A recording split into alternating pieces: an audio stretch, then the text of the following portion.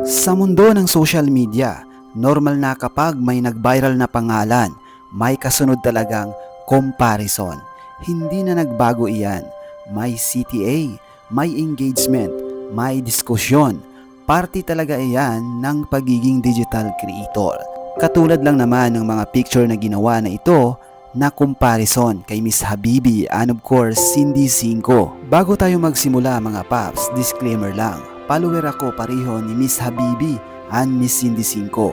Pero bigyan natin ng mas maayos na kwento ang sitwasyon. Sa isang video na nag-viral, umabot na ngayon ng 23 million views. Ipinakita ang pag-iyak ni Miss Habibi kaugnay na isang comments ni Miss Cindy Cinco na naiwang mga 37 weeks ago. Matagal na ang comments pero dahil may nag-forward o nag-send nito kay Miss Habibi, doon lang daw niya nakita ito. Pagkatapos ng 2 araw, naglabas ng paliwanag si Miss Habibi. Sa title pa lang, mababasa ang Stop Bullying at Pilipino Wake Up. Ayon kay Miss Krisa, hindi man bago ang comments, malas lang daw at ngayon lang niya ito nakita dahil may nag-forward daw nito sa kanya. At dahil si Cindy ang pangalan na na-involved, natural lang na lumaki ang issue. Sinabi rin niya na agad namang nag-message si Miss Cindy Cinco at humingi ito ng tawad sa kanya. Ang hindi raw niya nagustuhan ay may ilang supporters na tila tinutolerate ang bullying. Pero may sumagot din naman sa comment section mga paps. Ayon sa isang nag-comments na wala namang taong may gusto sa pangbubuli kahit sino pa iyan. Ngayon ang tanong ng marami, bakit nga ba nakapag-comment si Miss C5 ng ganoon noon? Ayon sa ilang netizens na mababasa natin, maaring may kinalaman ito sa issue noon kina Pelmar at Habibi, kung saan inamin din ni Miss Habibi na marami talagang galit sa kanya that time. Sa social media kasi mga paps, kapag may nagawang hindi maganda sa paningin ng netizens, automatic yan. May masasabi at masasabi ang mga tao.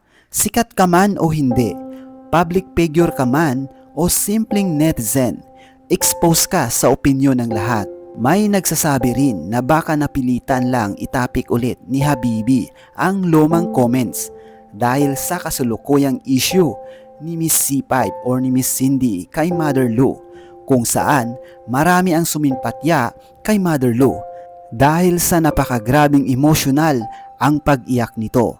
Kaya para sa iba, timing talaga ang naging dahilan kung bakit lumaki ulit ang lumang comments. Pero ang isa sa nakikita kong dapat i-appreciate kay Miss Cindy Cinco, hindi siya nagpabiktim. Inamin niya na naapektuhan siya. From 48 kilos, bumagsak daw siya sa 45 kilos dahil sa stress at kaliwat kanang pangbabas. Ngayon kung baliktarin natin ang sitwasyon, kung ang pagbuhay sa lumang comments ang naging dahilan para libo-libong tao ang mangbuli kay Cindy Cinco ngayon, ano ang pinagkaiba noon at ngayon? Sa totoo lang, mas malaki ang impact ng mass bullying ngayon kumpara sa isang lumang comments na minsan lang nasabi.